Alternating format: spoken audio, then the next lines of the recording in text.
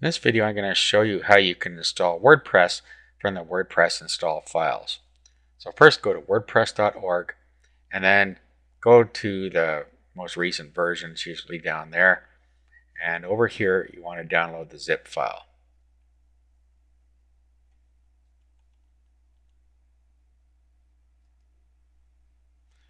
Just save it to your desktop or somewhere where it's handy.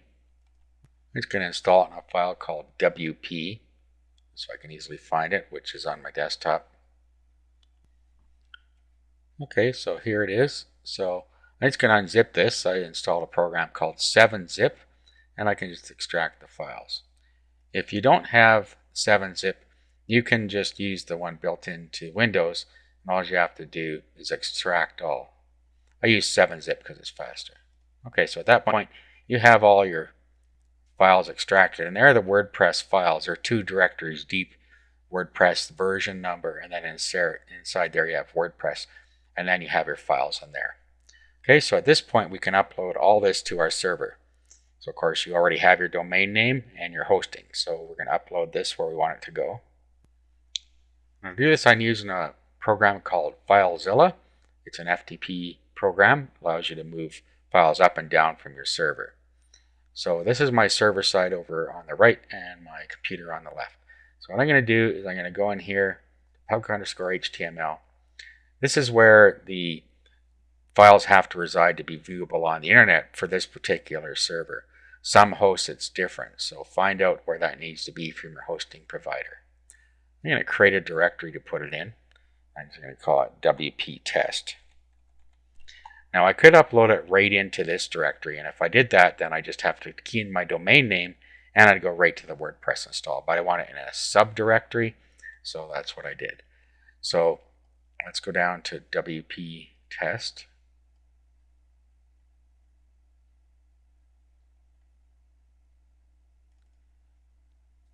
Okay, so now we navigate on this side to where our WordPress files are.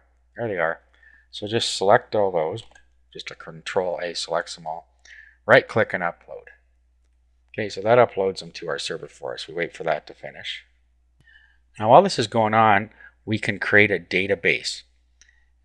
We need a database to control WordPress because everything's stored in a database. So let's go back here and let's go into our control panel. I'm showing you on control panel hosting. If you don't use control panel hosting, then you will have some sort of a panel that you can create a database on. So I'm going to go in here. Okay, so now I'm going to go down to databases, MySQL databases. There we are, databases. And I'm going to go to MySQL databases. And then I'm going to create a new database for my WordPress install. So let's just call this WP test. We'll go back. You need a user ID to get into your database. Okay, so we're going to create a new user. I'm going to call it the same thing, WP test, just for sake of ease. Then you need a password in here. I'm just going to use password. You should use something secure. Okay. You can also use a password generator here. It'll generate a very secure password for you. Just make sure you remember what it is. Okay, we'll create the user. Let's go back. Now what we need to do is attach the user and the database together. So we go down to where we said add user to the database, and we find the one called WP test. You notice there's characters in front of it. That is what differentiates it on a server as our particular database. Okay, so we'll add. We want all privileges and make changes. Okay, at this point our database is ready. Let's go see how our upload is going. We're almost done here. Okay, so everything's uploaded now. Now to start the install, all we have to do is type in the path to where our WordPress blog is going to be. So your domain name / the folder that it's in, if it's in a folder. Otherwise, it's just your domain name.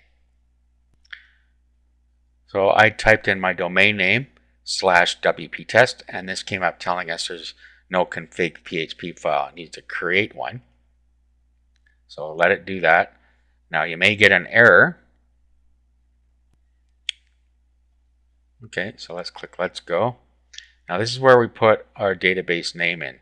So back to the control panel. Back to databases again. And let's go to phpMyAdmin this time. And this shows us all of our databases that we have available. Okay, so go down the left side here till we find the one. We have WP test here. Okay, and then our path to our database is right here. So it's .wp test. So you need to make sure you get that whole thing in there. Okay, and then the username you set up. Okay, so in this case it was the same. You need to have the prefix on there as well. The password we chose, which happened to be password.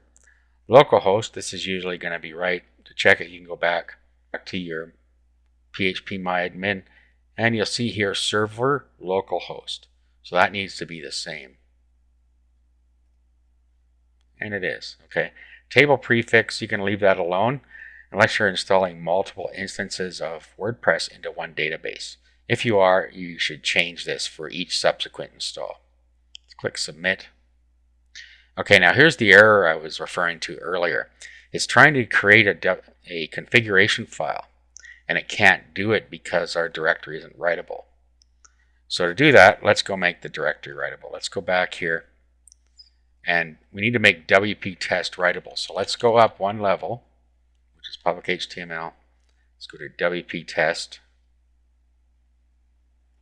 Let's right click on this and file attributes, make this 777. Just for a second. Now we'll go back. Let's just hit the back button here and then click submit again. Now click run the install, and it will be able to create the config file for us. Okay, so site title here, the admin username, a password here,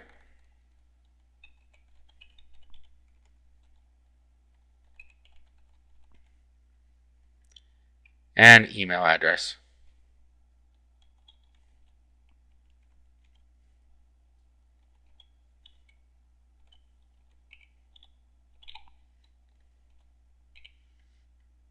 Allow my site to appear in search engines. Okay, you're going to want that unless you want this to be a private blog. Install WordPress. And that's it. Click login. Admin. Your password. And we're into the back end. So at that point, WordPress is all installed. Now at this point, you need to go back to FileZilla, and you need to change these permissions back to where they were. And they were 755 before. Put them back that way. That makes your site secure.